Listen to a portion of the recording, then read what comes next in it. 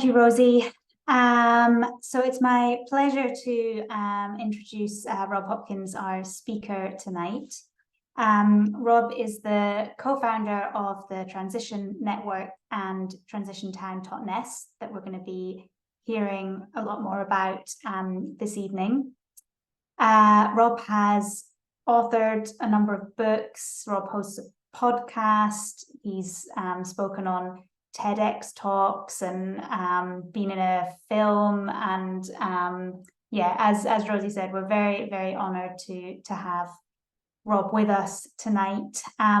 We were introduced to Rob actually through a mutual friend of Speak Up for Our Planet and Transition Network, Nessie Matos, who wasn't able to make it tonight, but thank you to Nessie for making that connection. And thank you so much, Rob, for taking the time to be with us. And over to you. Thank you. Well, good evening, everybody. Lovely to be here with you all. And yeah, so I was asked to speak specifically about the transition movement and about the experience and the learnings from transition. So I'm going to share some pictures with you because, as they say, a picture tells 1,000 words, whatever that expression is. And hopefully you can see that. And I'm going to do that, and then I'm going to shift that over there, and then okay. So I guess just to set a minute or so, just to set the context. I appreciate it's the evening. This is the only thing even vaguely resembling a graph that I'm going to show you, but it's far too late in the evening for such things. But what I like about this graph is that it really sets out the context that everything associated with human civilization, from the beginning of agriculture through Stonehenge being built, the Great Pyramids being built, the Vikings arriving, everything up to kind of Nina Simone and Van Gogh and Matisse and things, all happened within this very stable band of climate where the carbon dioxide concentration never really went above about 350 parts per million, and things were relatively stable. We're now up to 420 parts per million, and we've broken decisively free from that stable band. And we've only gone up 1.2 degrees so far on pre-industrial levels, and we're already seeing just a catastrophic impact happening all around the world and really accelerating at a rate that is taking a lot of climate scientists by surprise. We're on track for about 3.5 degrees, which is just unimaginable. So really, what sparked us into action with transition was the question of, well, what does a response to the climate emergency look like if it starts here, where we are, with the people that we have, with the resources that we have, with the things that we care about in this place. And I love this from the Institute for the Future in America. They say any useful statement about the future should at first seem ridiculous. And because we have long passed the time when little incremental little steps are in any way appropriate. We need to be taking really bold, really creative steps, and we need to not be nervous about people saying, well, that's a bit ridiculous. We're showing that as a badge of honor, because something that isn't at least a bit ridiculous is nowhere near the kind of level of ambition that we need to see. The United Nations recently released a study where they said any chance now of staying below 1.5 degrees is over unless we see what they called a rapid transformation of society. So, of course, all the newspaper articles, all the magazine covers, all read with stories like this, say goodbye to 1.5 degrees. I didn't see a single magazine cover or newspaper headline that said, why don't we have a rapid transformation of society? Why don't we do that rapid transformation of society thing? Because we know that the world is going to change almost unrecognizably over the next 10 years. If we do nothing, it will change almost unrecognizably in horrendous ways, but we still have the potential to really deeply transform and fix many, many other problems at the same time. So the transition movement is something that I was part of starting in about 2005, 2006, here in my little town of Totnes, a population of about 9,000 people. And a few of us came together motivated by this question of, well, what does it look like if it starts here with us? What's the bit that communities can do? Because, of course, I'm not putting all of this pressure or expectation onto communities to sort all of this out. This has to come from business and local government and national government and education organizations and faith groups and so on and so on. But there is a big part of this, I think, that communities can do that in a way that nobody else can really do. So we started the transition movement here. We launched it in 2006 with an event that we called the official unleashing of Transition Town Totnes. We like those kind of dramatic sort of terms. And it has since spread to 50 countries around the world, to thousands of places. And it's been a fascinating self-organizing kind of bottom-up experiment that ranges from people doing small things like you see here to just planting some fruit trees or helping their garden school to grow food, to much more ambitious things, housing projects, energy projects. And what I'm going to do in the rest of my time with you is just to tell you some stories. And we could be here all night with me telling stories about what people are doing in different parts of the transition movement. But I think the important thing to say at this stage is transition is not like Greenpeace or Friends of the Earth, where you have local groups and then they get sent out. Here's your action to do this month. It's not like a Coca-Cola franchise where we sit here and sort of tell people what to do. It's a self-organizing thing. Our role in Transition Network is just to offer support, to offer networking, and mostly to share stories. It's a network of stories of people sharing what they're doing and learning from that. And to go to the very beginning, this was me way back in 2006. One of the very first things that we did in Totnes was a project where that was our mayor at the time, who famously said, when Rob first came to me in 2006 to talk about this idea for transition, I thought he was mad. And now 15 years later, I know he was mad. She enjoys telling people. This was the first thing we did where we found that there's near us there's the Agroforestry Research Trust, who do amazing research on productive trees, and they sell hybrid varieties of walnuts that produce as much protein and carbohydrate per hectare as organically grown wheat. And we thought, well, why don't we just plant these everywhere, like through the town, in parks and unloved corners? So this was the first tree that we planted, and that's the mayor balancing some walnuts on the end of the spade for the local press. But what we did from the beginning, rather than just saying we're planting some trees, we put out a press release declaring that Totnes was the nut tree capital of Britain. And as far as I'm aware, no one has yet challenged us for that title. So we still are the nut tree capital of Britain. But I think there's a real playfulness in terms of how we design things so that people in the next town will go, have you seen what they're doing up the road in Totnes? They've declared themselves the nut tree capital of Britain. We also, the other thing that really put us on the map was we did the Totnes pound as a local currency scheme based on, you can see in the top left-hand corner there, those are the very first ones we did were facsimiles of notes that we saw on a wall in an office in Totnes that were £1 notes issued by the Bank of Totnes in 1810. And I just thought, well, what would happen if we made some more? And we printed 300. 18 shops said they would accept them for a month as an experiment. Those original notes are now worth about £1,000 each through kind of currency collectors, a whole world I knew nothing about. But it was an experiment that then took off, and we very famously became the town that had a £21 note, just because we loved it when people said, why do you have a £21 note? And we could say, well, why not? And but there's another. We'll come back to £21 notes later.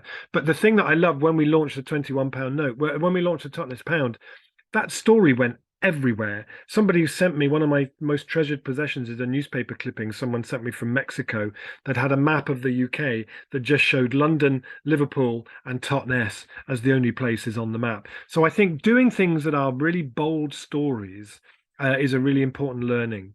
So I just want to give you a taste of some of the things transition groups do.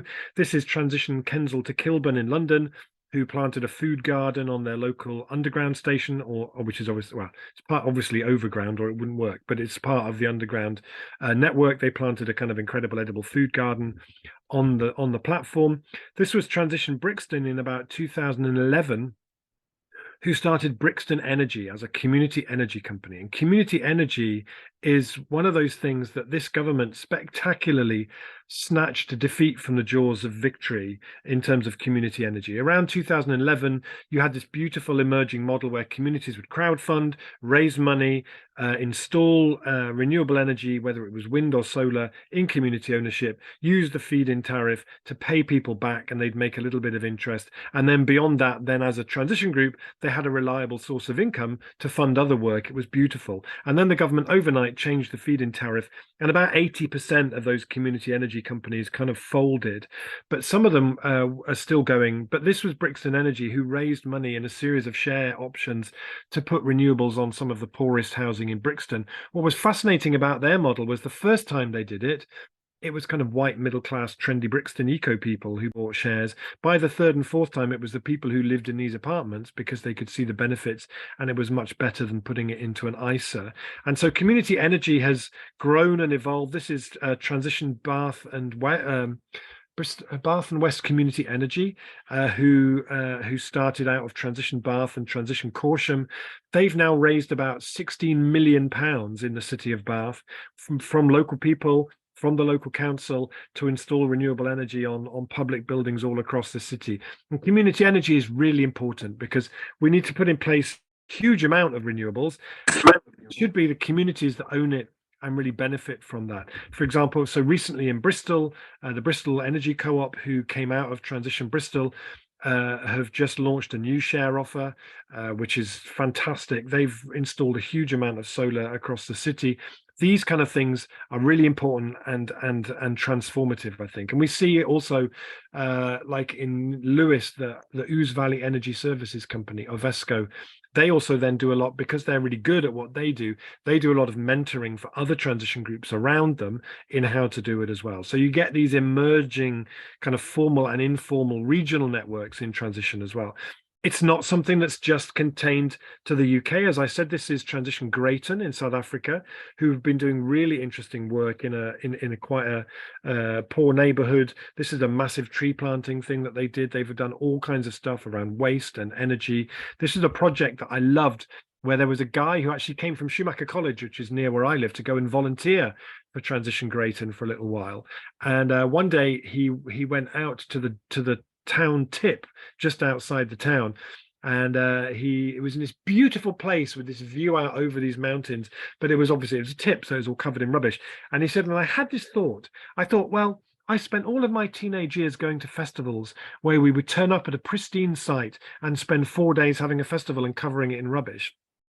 What if you had a festival that went to a site that was covered in rubbish and spent 4 days clearing it up? So they designed something called the Trash to Treasure Festival. And part of that was about making what's called eco bricks, where you take plastic bottles that are otherwise just thrown away, you have a stick, and then you pack them full of that sort of plastic waste, like food packages and crisp packets and stuff that you can't really do anything else with until you can't get anything else in. Then you put the lid on. That's a building block. And now every year they build they're turning this dump into a kind of environment education center by using the waste to build new buildings. It's quite fantastic. One of the things, as I said before, that people associate a lot with transition was local currencies. This was the Brixton pound, designed by Jeremy Deller, who was a Turner Prize winner, who designed this amazing £5 note. Most of the UK local currency schemes don't really exist anymore. The Totnes pound, the Bristol pound, the Brixton pound don't really exist very much now. But that idea has really spread to other places who are doing it better. This is in Avignon, in the Grand Avignon region in the south of France, where they have a local currency called la roue, which means the wheel. And the municipality there, as part of their bounce back from COVID policy, made the la roue a key part of that whole approach. There's also towns in Belgium where the government have bought £2 million worth of local currency to distribute to local people. You know, these ideas, they spread and they evolve, and that's part of the beauty of it. And I was talking the other day, earlier on, about a £21 note, why we had one. The other day I was in southwest of France, and I visited a town where they have a local currency called la plume, which means the feather. And each of them, and the reason they have a £21 note, this was beautiful, was because they designed the denominations of their currency based on the Fibonacci sequence. So 1 + 2 = 3, 3 + 5 = 8, 8 plus 5 equals 13, and 13 plus 8 equals 21. I just thought that was so beautiful, and it made me smile for about 2 days. And the whole point of it is, well, if you're designing your own currency, really you can do absolutely what you want. This is Transition Pasadena in the US. They started a repair cafe. And this is, I mentioned about how transition is a movement of stories. And I loved hearing from them when I spoke to them. And they said that one of the things that they do is they run a repair cafe 13 times a year. And they say you can bring anything you like. They have NASA and Caltech up the road. So they have all these really smart people who come and fix your phone, fix your iPad. It's all free. You can bring your curtains, your shoes, someone will repair it. But they say there's one condition, which is that while it's being fixed, that you sit opposite the person who's fixing it, and that you tell them a story from your life. So I always think, what are they really repairing in the Pasadena Repair Cafe? You know, at a time when we live in an epidemic of loneliness, a lot of what transition does is about bringing people together for conversations that don't otherwise happen. One of the things that is a big part of transition is this concept of reconomy, which is the idea that we need to be creating work for people. We need to be building a new economy, because in the future, transition should be the biggest source of new employment in all the places where we live. There's so much to do, but we have to figure out how to do that. So this is a model called the Local Entrepreneurs Forum, where you have 5 different people who come along and present their idea to people from the community, and they say, my name is Rob and I want to start a bakery and I need £30,000 and a building and someone to help me make a website. What can you do? And so the whole thing is designed for the community. We call it the community of dragons, rather than the dragon's den on the TV of all those billionaires sitting there going, it's mine and I might give you some. The idea is that the community are all invited to support. We run it in our town, and there's now 40 businesses that exist because they came through that, and it's created a real community of businesses, and is actually my favorite event of the year. It's just beautiful. This was from Transition Town Tooting. They were the first transition group to be funded by the Arts Council, and they did an event called the Trash Catchers Carnival, I think in about 2010, which was a street carnival where everything was made from recycled materials. They used 500,000 reused plastic bags to make all these incredible kind of big things that were part of this carnival. 1,000 people were part of it. 5,000 people came out to watch. You know, they're brilliant at bringing carnival and music. And I always think, you know, transition should be the best party in town, and we need to be loud and colorful and do incredible sorts of things like this. One of the lovely things about having a network that is active in 50 different countries, and that 26 of those countries have what we call a national hub. So like Transition Italy, Transition France, which supports it in that country, is that when one place comes up with a good idea or a good tool, it can spread very quickly. So we created something in Totnes in about 2013 called Transition Streets. And the idea of Transition Streets is, how do you support people to reduce their energy use and their water use and change their travel patterns and so on? How do you do that? Like, what do you do? Do you send people a video in the post or something? I mean, nobody really knows. So the idea of Transition Streets was that people would be supported to form groups on their streets of between 6 and 10 neighbors. They'd meet in each other's houses 7 times. We give them a workbook. We'd facilitate their first meeting. They'd look at energy one week, water the next week. And because they're all on the same street and it's a similar kind of houses, then they would make changes together. And in our town, in Totnes, 500, in the first wave of it, 550 households took part. On average, they cut their carbon emissions by about 1.3 tons per house. And they saved themselves about £600 a year. What was so interesting afterwards, when they were interviewed about what they got out of being part of it, no one mentioned the carbon, no one mentioned the money. Everybody said, I know my neighbors, I feel part of my community, I know who to turn to. Many of those groups carried on meeting afterwards for years and started different projects. That project then spread to Belgium, to France, to the US. This is 2 towns in Australia who are meeting up for a Transition Streets Day to share their learnings from them doing it. And I think that way that ideas can spread is fantastic. This is Transition Crystal Palace, who started a new food market in their neighborhood, which very quickly won all the awards for best new food market in London. And when I asked them why they did it, they said, because we wanted our children to grow up thinking this is normal. This is a project recently that in New Mills, Transition New Mills, who started a wheat growing project where they had people all over New Mills growing wheat on 1 to 2 square meter patches, and then they would bring in the wheat for a day where they would all thresh it and make bread and grind it and do all that kind of stuff. And it created a real community of excitement around this idea of growing wheat together. And one of the things they were really inspired by, which isn't transition but is beautifully transition in many ways, is the Sheffield wheat experiment, who were doing something very similar, getting people all across Sheffield growing wheat in small patches. But what they're doing underneath that, that's so interesting and so important, is on the surface it looks like a nice artistic community, people coming together project.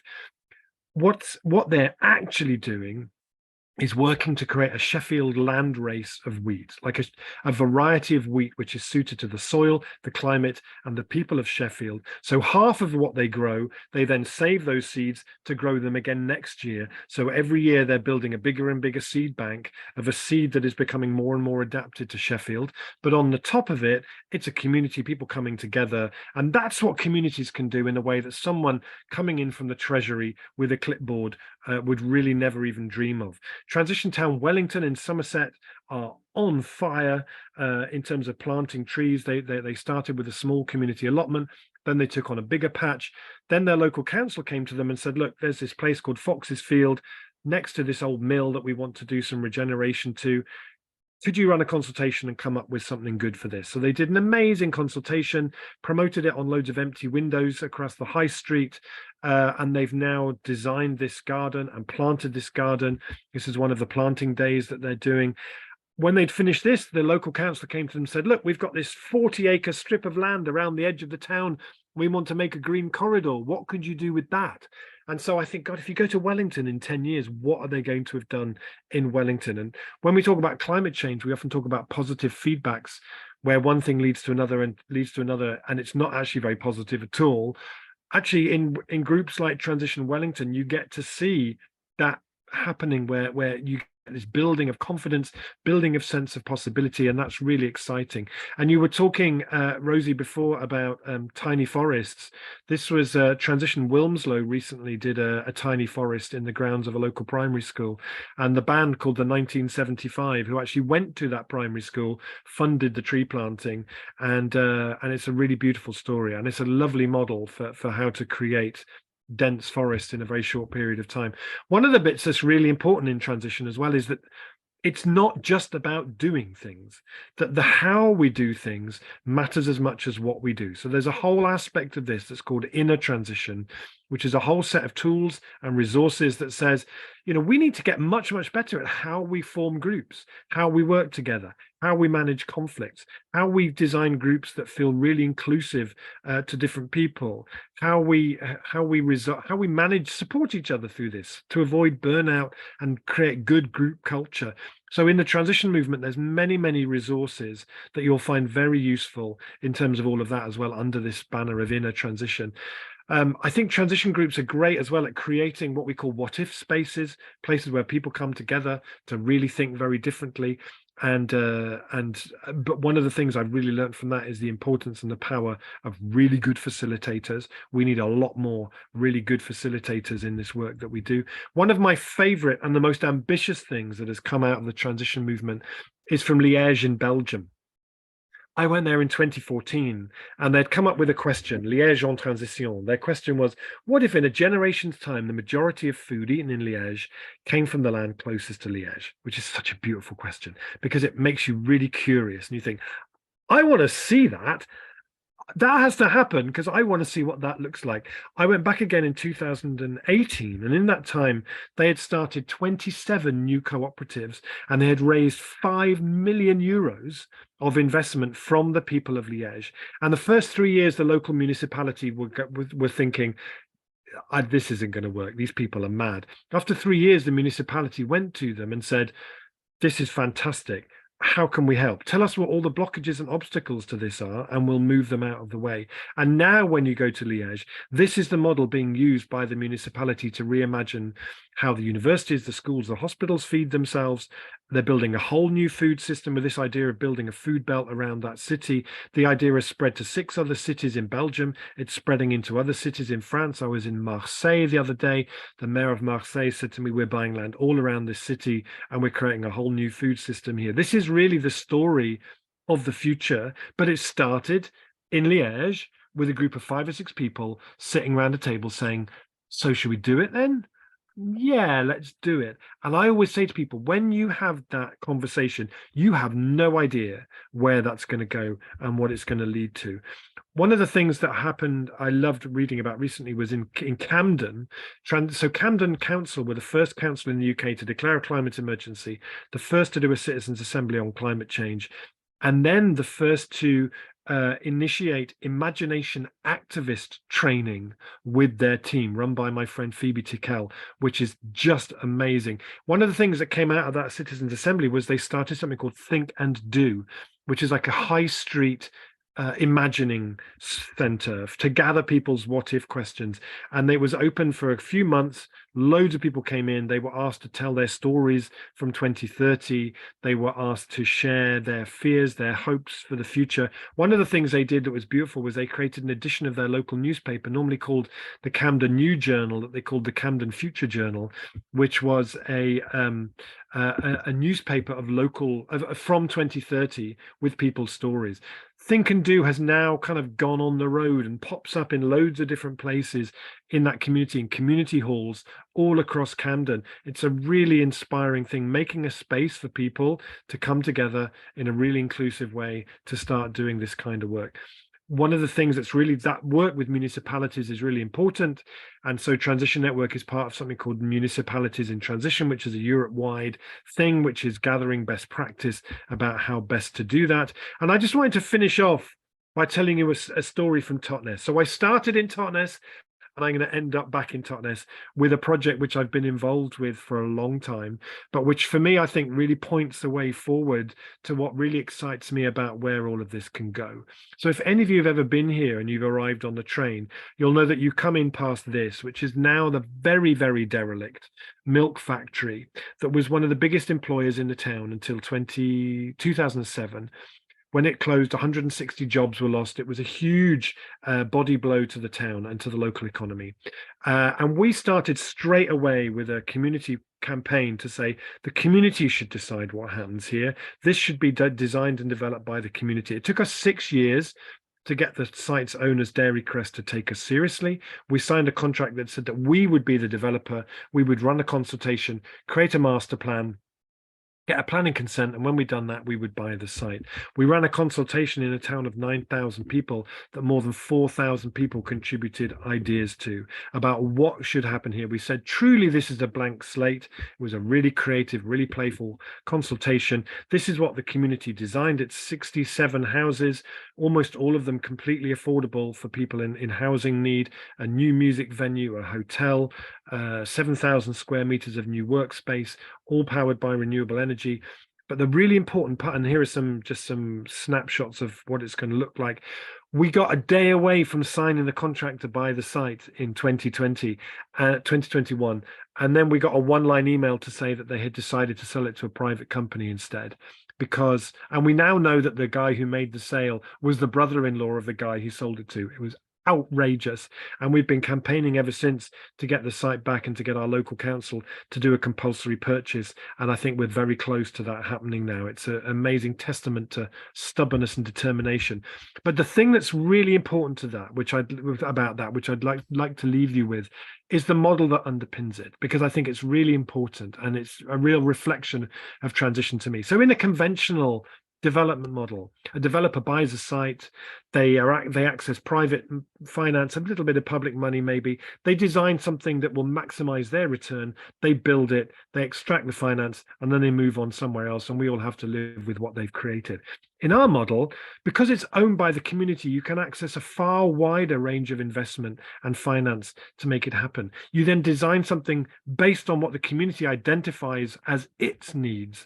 And then you design it in such a way that it's going to be stimulating new employment, stimulating community wealth building projects. and you borrow the money from pension funds over a longer period of time, about 30 years.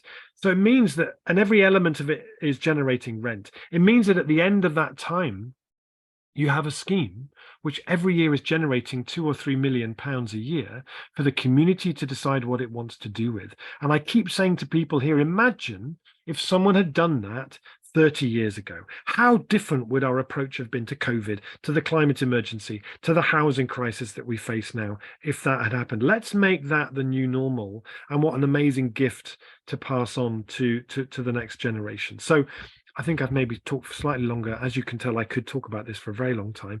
Just to say, before we have questions, if you want to find out anything else about what I do, robhopkins.net is the blog that I do. I do a podcast every 2 weeks called From What If to What Next, and you can either find it on all good, what do they say on the radio? Everywhere you find your podcasts, or if you subscribe, then you get them the moment they really get released, and bonus episodes too.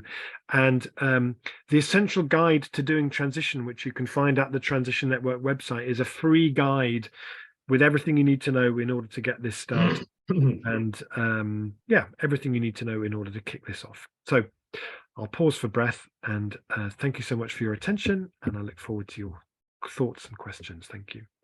Okay, I'm going to let Eve pick up from here. Yeah, thanks so much, Rob. That was really, yeah, as someone put in the chat, inspiring and also fun. So thank you for taking us through all those examples.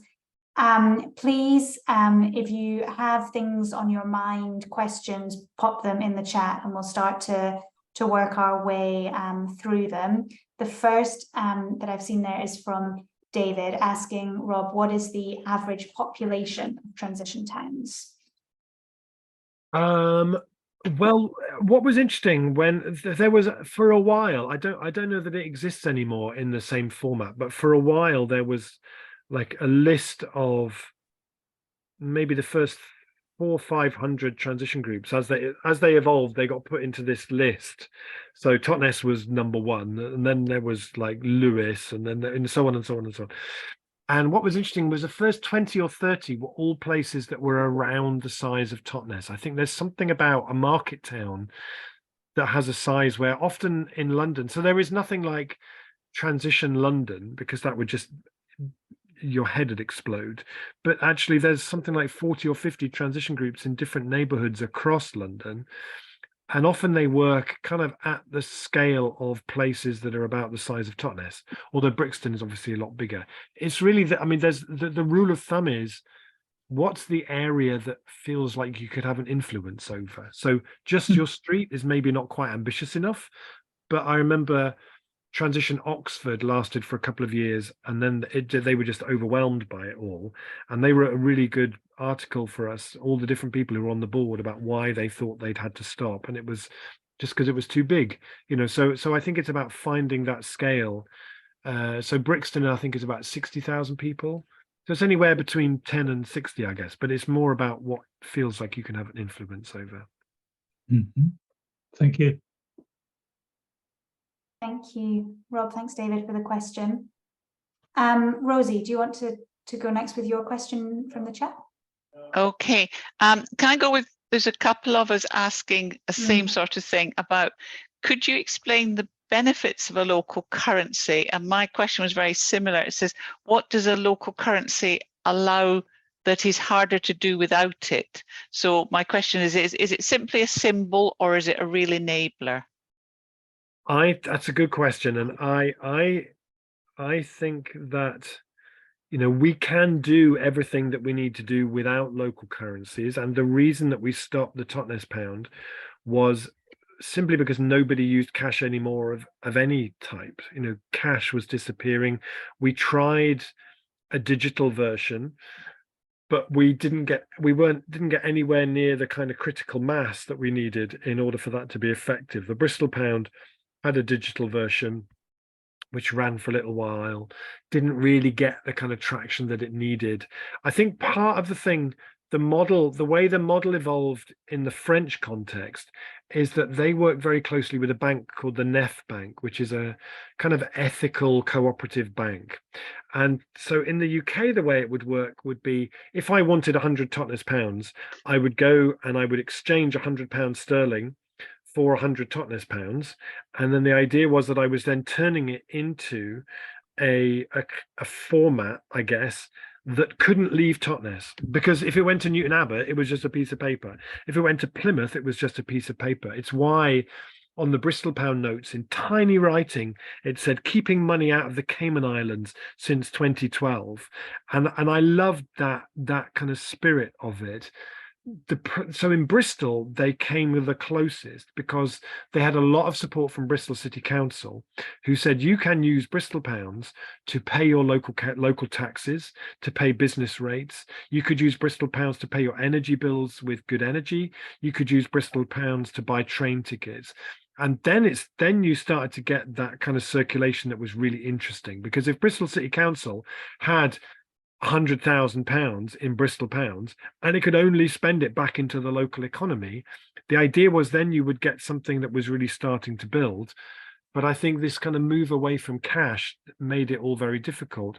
What they do in France that's really interesting is that the NEF Bank, rather than in the UK examples where if in Totnes, for example, there were 40,000 Totnes pounds in circulation, so there were 40,000 pounds sitting in a bank account, not doing very much. In the French version, the NEF Bank then lends that 40,000 pounds out to local businesses in the town. So you get a double benefit from doing it. The money stays locally, it drives more local business and people thinking more about local enterprise, and then that money gets lent back out again. So I think maybe they're doing it better.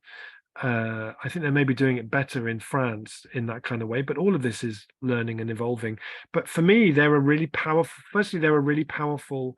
symbol. There's something beautiful about going shop, which I really miss, about going shopping in your local town with your local currency. And those notes always often tell a really lovely story about who are the people you want to celebrate who don't get celebrated. There are the people who were on the Totnes pound notes for me were people I'd much rather celebrate than kings and queens and generals and stuff. There's something lovely about that. And there was really interesting research about when people go shopping with local currency, they would have like 15 or 20 conversations, whereas when you go shopping with a plastic card, you often have no conversations at all. And I think at a time of an epidemic of loneliness, I think we should be looking at local currencies as being a kind of a mental part of a mental health strategy, really, because we need to be getting people talking to each other.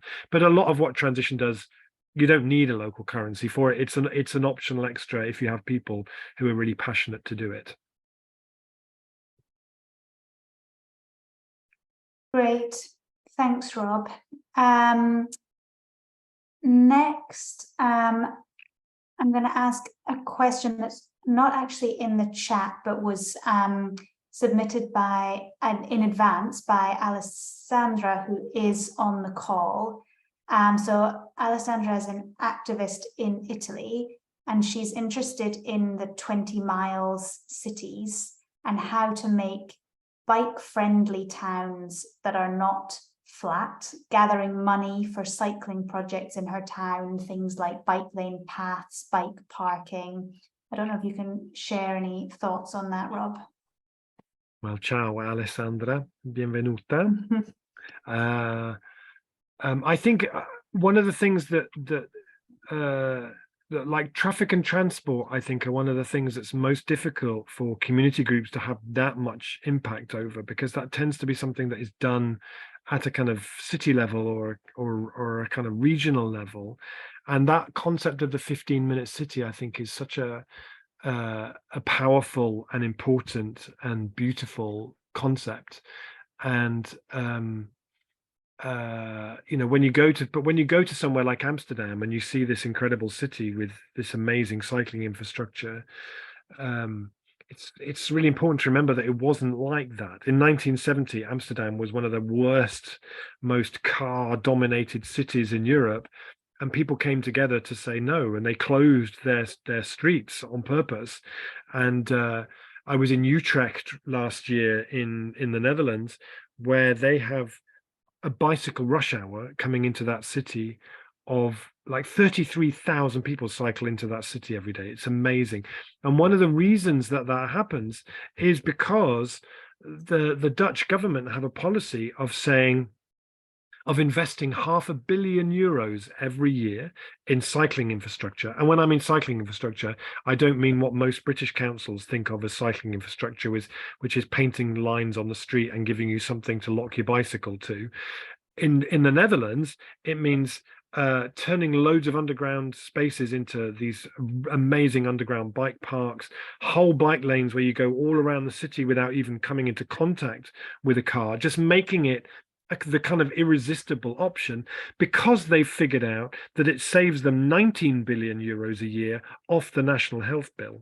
The average person in the Netherlands lives 6 months a year longer than the European average, and 54% of people have bicycles and use them regularly. So when you build the infrastructure, people use it. So as community groups, I feel like what we need to be doing is to be more proactive in terms of lobbying for closing streets to cars, showing helping people into cycling, campaigning for safe bike spaces, because we see, like 10 years ago, I go to Paris quite a lot to do transition talks and stuff. 10 years ago in Paris, if you saw a cyclist, you wanted to kind of take them home and check they were all right and give them tea and cake and sort of wrap them in cotton wool. Now they're everywhere because the infrastructure has been built and people use it. So I think, as community groups, our work is probably best done by looking at what people did in Amsterdam in the 1970s, what people are doing to build those new kind of networks through campaigning, and then put the pressure on our local government to actually build that and resource it properly, and to make those the kind of economic case like they're making in the Netherlands for that, because then it's just a no-brainer, really. Okay. Thank you so much. Thank you. Yeah. There you go. That's really helpful, and as you say, it helps us think what can community groups actually control, and what are the hard things for governments to help with, and what are the easier things for governments to help with. And yeah, but transport is in both categories, hard and easier for the government to do, but a hard one. Yeah. Maya has asked a question: can you explain again how the installation of solar panels works, who pays for them, and where does the income go? Well, thank you, Maya. Yeah, I mean, there are different models, and I think that the main the model that lots of groups use, and this isn't my speciality area because I'm terrible with numbers, but is that people invest. So in the Bristol Co-op share offer now, you can invest anything up to about £20,000. And it's one person, one vote. So if you invest £100 or £20,000, you still get one vote, and then you get a return, which comes from the profits that are generated by those solar panels. And you get a better return than putting it into the bank over a period of time. And then it means that those solar panels are in place and it's building more and more capacity. I know that in Fishguard in Wales, Transition Fishguard bought a 50% stake in a wind turbine. They raised, I can't remember how much money, but they raised money from local people who invested. They were then paid back, I think, over 6 or 7 years, and they got back more money than they put in, quite an attractive rate of interest. But it meant that now Transition Fishguard have an income of about £50,000 a year, depending on how windy it is, but it's about £50,000 a year, which they then distribute as grants to local groups for doing low carbon things. So if we get it right, and we find the right places to install them, and we have the right things in place, then we can install renewable energy in such a way that the benefits go to local people who are the investors. Generates cheaper energy for the people in the place. So I would look at people, I mean, like I mentioned, the Ouse Valley Energy Services Company, Ovesco in Lewis. They do lots of great work mentoring and supporting community groups who want to do this. And there's lots of good resources about community energy out there. And I think it's a really important part of all of this. Thanks, Rob. Okay, moving to a more sort of transition, the kind of system question almost from Charles. is there a central hub or group of people at the heart of the transition network that are full part-time employed people in the UK, maybe elsewhere? How does that work? So Transition Network is the charity that we established in 2007, because at that time it was just me and another guy in Totnes who were coordinating Transition Town Totnes, and it just went bonkers. And we were getting, I remember there was a day when we were sitting in the office, like there was the transition handbook hadn't come out. There was my website. There was a couple of things, not much. And someone said, "Here, look, have you seen this video on YouTube?" Which was quite a new thing then. It was this video from New Zealand of a woman in her village hall in New Zealand giving a presentation about why her village should become a transition village. And we'd never spoken to her, and we thought, this is really, really interesting. We were getting emails from like Mongolia and Iran, and it was just bonkers. And so we started Transition Network to support that movement, to inspire, train, nurture, support, and network that movement together. And it's now, I think, employs about 6 or 7 people, mostly part-time. There's also something then, as I said, there's I think 25 or 26 countries that have their own what we call a national hub.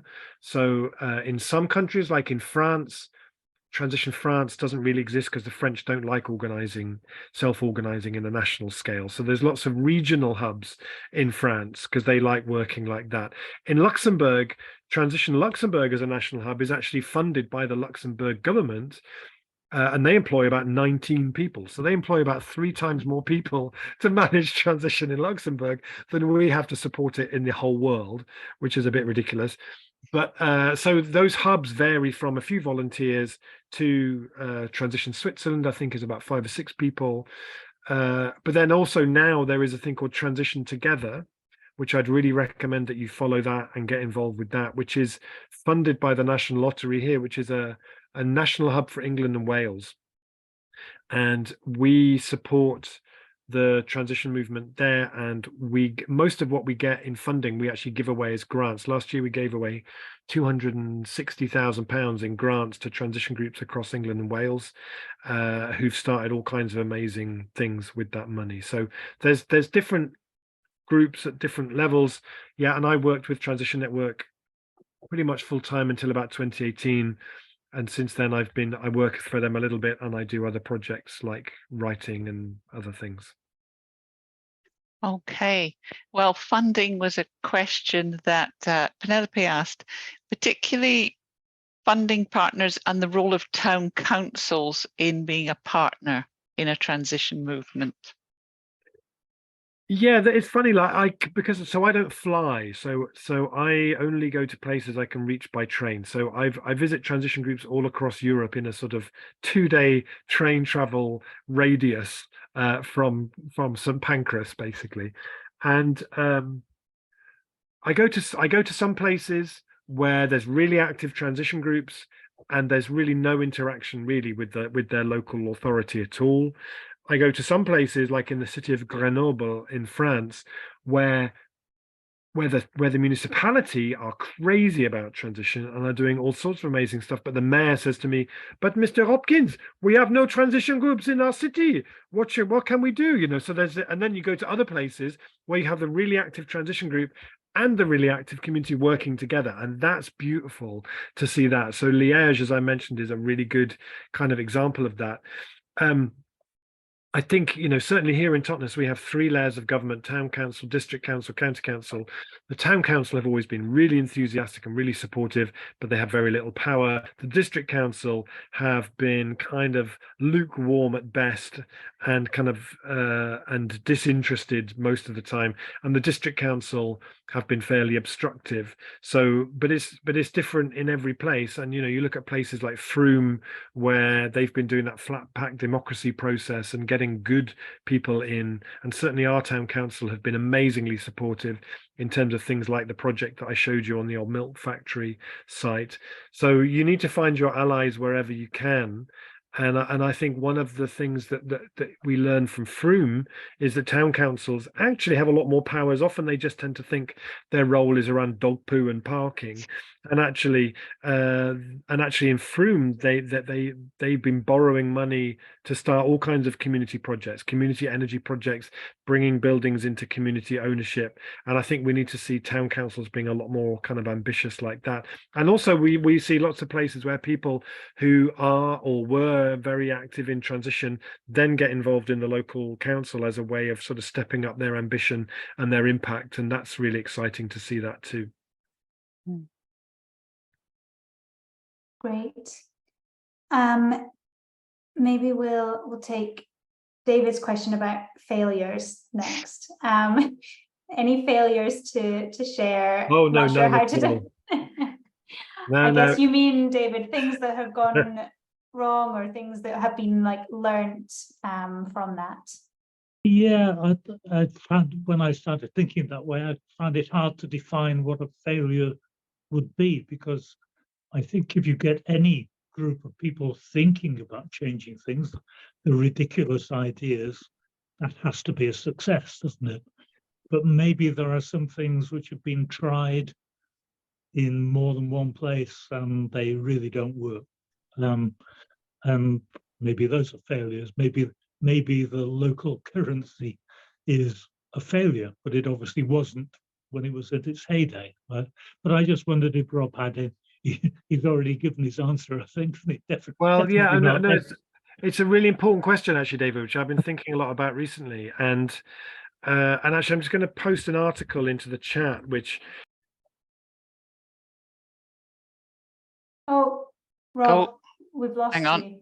You went on mute. There we are. Sorry, Sorry. no, my finger slipped. When we wrapped up the Totnes Pound, I wrote there's an article I've just put in the chat, which is the speech that I gave when we wrapped up the Totnes Pound, which was a really enjoyable reflection to write about. So was it a failure? Was it a success? Well, I think it really depends on what you mean by a failure or what you mean by a success. And it was an enjoyable thing to write, actually, about, well, yeah, the Totnes Pound doesn't exist anymore, but it triggered this, it triggered that, it led to this, it led to that. And in one of the things in the transition movement is we always try and have this culture of really celebrating failure. You know, it's like the important thing is that you have a go at something, and what is a failure anyway? If you try something and you bring people together, you know, I'm part of a project in my town. I mean, it's quite a what's the word? A kind of an immediate issue for me, this actually, because in my town I'm part of a community brewery that we started, that was designed to be a kind of transition brewery, and we're one of the first 100% community owned breweries and tap rooms in the UK, and we raised quite a lot of money from local investors in order to do that, and it's run for 9 years and been an amazing thing. But the combined effects of COVID, the cost of living crisis, the fact that our energy bills went up from £800 a month to £2,500 a month, just kicked us to death, basically. And this week we had, and it was very difficult and kind of acrimonious. And I had a few people this week saying, Rob, you should write a book about that, because actually it's all very well to write about all the great things that happen. Actually, we want to know about the things that don't happen and what we can be learning from that. And I think one of the things that I really learned from that, apart from the thing, well, is it a failure? Is it a success? Again, it depends what you mean. But I do think there is something about when you, like, I'm a great believer in community-owned enterprise and community ownership of assets. I think it's really important. But those projects are only as good as the people who are prepared to step up and make them happen. It's one thing to buy a share in something or to invest in something. It's quite a different thing to give your time and your expertise and your professionalism to go on the board of something like that. And I mean, like the project I mentioned with the milk factory only exists because 3 or 4 of us have been insanely stubborn and determined. I've been part of that project for 14 years because it absolutely has to happen, and there aren't that many people in a community with that level of determination, with the professionalism that some of my colleagues have, with the kind of connections and the ability to make things happen. And often people with those things tend to be involved in loads of other things as well. So I think there's something that we need to learn about. Well, is it really realistic to expect our projects to only be successful if they can find people who are prepared to give 14 years as volunteers to drag them over the finishing line? You know, because with a project like that, what happens is that the community takes all the risks until you have a scheme where where you own the site, you've got a planning permission, you've got a scheme, then there's loads of people lining up who want to lend you money once you get past that line. But actually what we need is people who are prepared to join you on this side of the line, because it's not right that the community should be taking all the risks.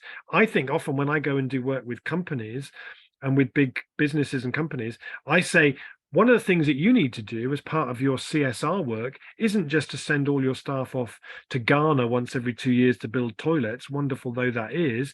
You need to embed yourself more in the community where you are and send your best marketing people and business people and strategist people and marketer, whoever, to go and work with the community groups on this side of the line to help share the risk and to help share the load there, because otherwise there's a real danger that you end up with just more and more, with less and less profoundly exhausted people carrying ambitious projects, and that's just not good enough. You know, we need more people to come the other side of the line and to help them, because otherwise people just get burnt out and projects fall apart. And they don't fall apart because they weren't great projects, they fall apart because just nobody stepped up. Well, I think that I'm going to stop there, because that's the most magnificent call to action I've heard in a while. And I do like to finish. Now, we've had a couple of questions, and if I may, Rob, if we get any more questions, can I channel them to you and we'll put them out in our newsletter, the answers? Yeah, sure. Sure. Thank you. So we're going to stop there because of our time constraints.